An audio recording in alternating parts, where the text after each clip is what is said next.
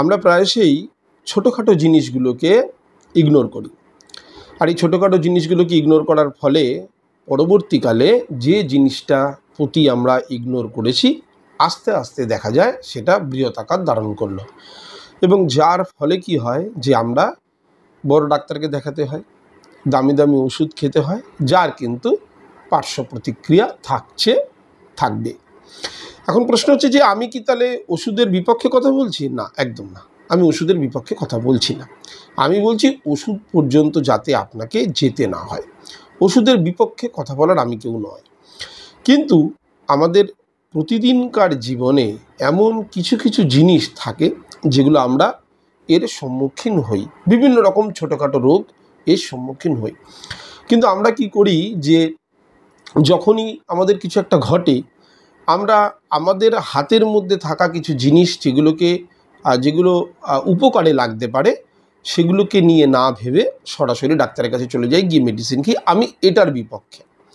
যখন আপনার কাছে বাড়াবাড়ি কিছু হয়ে গেছে তখন আপনি ডাক্তারের কাছে যাবেন, এটা খুব স্বাভাবিক, ওষুধ খাবেন, সেটা খুব স্বাভাবিক। কিন্তু আমি আমার ভিডিওর মাধ্যম দিয়ে শুধু এইটুকু বলি যাতে সেই জায়গাটা অবধি পৌঁছতে না হয়, এবং সেটা যেন আপনাকে খেতে না হয় ওষুধটা, যাতে আপনার শরীর এমনি আমাদের খাদ্যে ভেজাল, যার জন্য কি হচ্ছে আমরা জেনে না জেনে বিভিন্ন রকম বাজে খাবার খেয়ে ফেলছি। তার উপরে যদি দেখা যায় যে তার উপরে আমরা ওষুধ খাই, তাহলে আমাদের পার্শ্ব প্রতিক্রিয়ায় শরীর তো পুরো ঝাঁঝরা হয়ে যাবে। তাই প্রাত্যহিক জীবনে যে এই প্রতিদিনকার জীবনে যে ছোটোখাটো জিনিসগুলো আমাদের সাথে ঘটে যায়, সেখান থেকে আমরা কিন্তু বিনা ওষুধে কিভাবে সুস্থ থাকতে পারবো, শুধু কতগুলো সাধারণ খাবারের মধ্যে দিয়ে। আজকের এই ভিডিওর মাধ্যমে আমরা এটা জানবো যে বাঁচতে হলে জানতে হবে কোন খাবারে কি কাজ। আসুন সেটা নিয়ে চর্চা করব। তার আগে বলবো, যারা আমার রেড ক্রস বাংলা চ্যানেলে নতুন আসছেন তারা প্লিজ চ্যানেলটাকে সাবস্ক্রাইব করে বেল আইকনটা দিয়ে রাখবেন। যখনই কোনো ভিডিও আমি আপলোড করব তার নোটিফিকেশান যেন আপনাদের কাছে পৌঁছে যায়। পুরনো যারা আছেন লাইক শেয়ার কমেন্ট করে পাশে থাকবেন। আমি সুমন, বরাবরই আমার একটা উদ্দেশ্য যে আপনাদের মনে ঢুকে আপনাদের মন থেকে ভয় দূর করে যাতে ওষুধ ছাড়া স্বাভাবিক জীবনযাত্রা আপনারা ফিরে পেতে পারেন। চলুন ভিডিওটা শুরু করি। সামান্য কিছু একটা জিনিস যেগুলো শরীরের মধ্যে পাঠালেই হয়তো সেইখান থেকে আমরা সেই রোগ থেকে নির্মূল হতে পারি। তাই বাঁচতে হলে এই খাবারগুলোর কি কাজ অবশ্যই আমাদেরকে জেনে নিতে হবে। প্রথম, আমরা সর্দি কাশি নিয়ে প্রায় ভুগি, এবং কেউ যদি মনে করেন যে সর্দি কাশির জন্য ডাক্তার দেখিয়েছেন বা ওষুধের দোকান থেকে ওষুধ কিনে খেয়েছেন, তারা বিলক্ষণ জানেন যে ডাক্তারের দেওয়া ওষুধ 3-4 দিন আগে তো কমে না। অর্থাৎ দেখা যাচ্ছে সর্দি কাশির কোনো ইনস্ট্যান্ট মেডিসিন নেই। তাই যদি আপনি মনে করেন যে নিয়মিত আপনি আদা খাবেন, আদাকে যে কোনো ফর্মে খাবেন, খুব ভালো হয়। আদার রস না করে একটু টুকরো আদা ধুয়ে চিবিয়ে খেলেন। প্রথম একটু অসুবিধা হবে, তারপর আস্তে আস্তে শরীর বা আপনার জীব যখন এটার সঙ্গে অ্যাডজাস্ট হয়ে যাবে তখন অনায়াসে আপনি আদা চিবিয়ে খেতে পারবেন। আমরা সেই শুরুটাই করতে পারি না। তাই প্রতিদিন যদি আপনি আদার একটা টুকরো ধুয়ে ভালো করে খেয়ে নেন, সর্দি কাশি আপনার থেকে অনেক দূরে থাকবে। অর্থাৎ আপনি জানবেনই না সর্দি কাশি কী, তাহলে মেডিসিন অবধি পৌঁছানো তো দূরের কথা। দ্বিতীয় পয়েন্টে আসবো, খালি পেটে রসুন খাওয়া শুরু করুন। অনেকে হাই প্রেশার হলেই সকালবেলা ঘুম থেকে উঠে আগে প্রেশারের ওষুধ খান। একদম না, কারণ এই যে প্রেশারের ওষুধ না, এটা আপনার আজীবন চলবে। তাই যাদের এখনও প্রেশার ধরেনি বা যাদের প্রেশার ধরেছে তারাও কিন্তু আস্তে আস্তে এই রসুন খাওয়া শুরু করুন। একটা করে কোয়া খান। যদি মনে হয় না প্রচণ্ড ঝাঁঝ খেতে পাচ্ছেন না, তাহলে রসুনটাকে হাফ কেটে একটু ফেলে রাখুন, তার মধ্যে ঝাঁঝটা একটু বেরিয়ে যাবে, তারপর খান। প্রতিদিন নিয়মিতই একটা করে রসুন খেলে যাদের প্রেশারের ভুগছেন, যারা হাই প্রেশারে, তাদের প্রেশার নর্মাল হতে শুরু করবে। আর যাদের নর্মাল প্রেশার আছে তাদের কোনোদিনও হাই প্রেশার সম্মুখীন হতে হবে না। তাই রসুনটাকে কিন্তু অভ্যাস করুন। 3 নম্বর হচ্ছে থানকুনি পাতা। থানকুনি পাতা খেলে কিন্তু আপনার, যারা বলছেন ইনসোমিনিয়াতে ভুগছেন, যারা বলছেন ঘুম হচ্ছে না একদম, প্রায় সেই অল্প ঘুমন, সারা রাত জেগে থাকেন প্রায়, এরকম মানুষ একটা জিনিস মনে রাখবেন, 1 দিন 2 দিন না খেলে কিন্তু আপনার শরীর চলবে। কিন্তু 2 দিন পর পর না ঘুমোলে আপনি এতটাই দুর্বল হয়ে যাবেন যে আপনি কোনো কাজে মনোযোগ দিতে পারবেন না। এরকম দীর্ঘদিন চললে কিন্তু আপনি বড় রোগের শিকার হতে পারেন। তাই থানকুনি পাতা খেতে শুরু করুন। কেউ থানকুনি পাতার রস খেতে পারেন, থানকুনি পাতা ধুয়ে চিবিয়ে খেতে পারেন, যে যেভাবে খেতে পারেন খাবেন। একটা জিনিস মনে রাখবেন, এটা খেলে আপনি কিন্তু বেহুশের মতো ঘুমোবেন। চতুর্থ, প্রতিদিন তুলসী পাতা খাওয়া শুরু করুন। তুলসী পাতা, এই যে আমরা বলি না অনেকের ডাস্ট অ্যালার্জি আছে, ডাস্ট অ্যালার্জি মানে ফুসফুস আপনার সেনজিটিভ, ডাস্ট গেলেই আপনার কাশি হয়, আপনার সর্দি হয়, কাফ জমে বুকে। তাই আপনি যদি নিয়মিত তুলসী পাতা ধুয়ে একটু চিবিয়ে খান, দেখুন 2-3টে পাতাকে চিবিয়ে খেতে খুব সময় লাগে না। যদি মনে হয় কোনো গন্ধ সহ্য হচ্ছে না, ভালো লাগছে না, জাস্ট পাতা দুটোকে ধুয়ে এরকম করে একটা গুটি বানিয়ে নিয়ে মুখে নিয়ে চিবিয়ে চিবিয়ে খেয়ে নিন, সঙ্গে একটু জল খেয়ে নিন, ব্যাস স্বাদটা চলে গেল, জিভে আর রইলই না।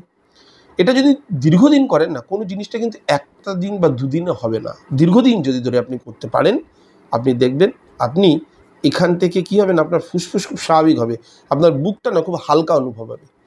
এই ডাস্ট অ্যালার্জি যে জিনিসটা আছে সেটা আস্তে আস্তে ধীরে ধীরে চলে যাবে। 5ম পয়েন্ট বলবো, সকালে খালি পেটে আপনি মেথি খান। অনেকে মেথির জল খেতে পারেন, আগের দিন রাত্রে ভিজিয়ে মেথির জল খেতে পারেন। অনেকে মেথিকে গরম জলে ফুটিয়ে খেতে পারেন। অনেকে মেথিকে ভিজিয়ে সেখান থেকে স্পাউট বার করে সেটা সমেত খেতে পারেন। যে যেটা ফর্মে খান না কেন, প্রতিদিন যদি আপনি মেথি খান তাহলে কিন্তু গ্যাসের ওষুধ যারা খান, ঘুম থেকে উঠে বলেন আমাদের জল খেলেও গ্যাস হয়ে যায়, ভাত খেলেও গ্যাস হয়, জল খেলেও গ্যাস হয়, তাই সকালবেলা ঘুম থেকে উঠে কিছু পারেন না পারেন আগে গিয়ে একটা গ্যাসের ওষুধ খেয়ে নেন। তাই মেথিটা কিন্তু খাওয়া শুরু করে দিন, গ্যাস বলে কিছু থাকবে না। এছাড়া মেথির তো প্রচুর গুণ আছে। মেথি ওজন নিয়ন্ত্রণে রাখে, মেথি থেকে সুগার নিয়ন্ত্রণে থাকে। সেসব গুণ তো আমি পরের ভিডিওতে আনবো বা আগেও বলেছি। কিন্তু মেথিটা যদি আপনি প্রতিদিন খেতে পারেন তাহলে মনে রাখবেন মেথির জন্য কিন্তু গ্যাস বলে কিছু থাকবে না আপনার শরীরে। 6 নম্বর আসবো, অনেকে বলেন শরীর সবসময় গরম থাকছে, ভালো লাগছে না, শরীর সবসময় যেন ভেতরে একটা টেম্পারেচার আছে, বাইরে হাত দিলে মনে হচ্ছে টেম্পারেচার নেই কিন্তু ভেতরটা যেন গরম, হাওয়া ছাড়লে মুখ থেকে যেন একটা গরম অনুভূত হয়। তারা প্রতিদিন কিন্তু শরীরকে ঠান্ডা রাখবার জন্য বা হাইড্রেট করবার জন্য শশা খেতে পারেন। প্রতিদিন শশা খান। অনেকে বলেন দাম বেড়ে গেলে শশা খাবো না, দাম বেড়ে গেলে অন্য জায়গায় কাটলমেন্ট করুন, অন্য জিনিসগুলোকে বন্ধ করুন। এইগুলোকে বন্ধ করবেন না, এগুলো কিন্তু ওষুধের সাবস্টিটিউট, আর এইগুলোতে কিন্তু বিশাল কোনো খরচা নেই। আপনি অনায়াসে গিয়ে মেডিসিনের শপে গিয়ে 200-500 টাকার ওষুধ কিনতে পারেন, কিন্তু এইখানে একটা করে শশা খান, বিনা নুনে শশাটা খান। অনেকে বলেন মুড়ি দিয়ে খাবো, তাই খান। যদি শশাটা খান দেখবেন আপনার শরীর হাইড্রেট থাকবে, আপনি অনেক শান্ত থাকবেন, শরীর আপনার ঠান্ডা থাকবে।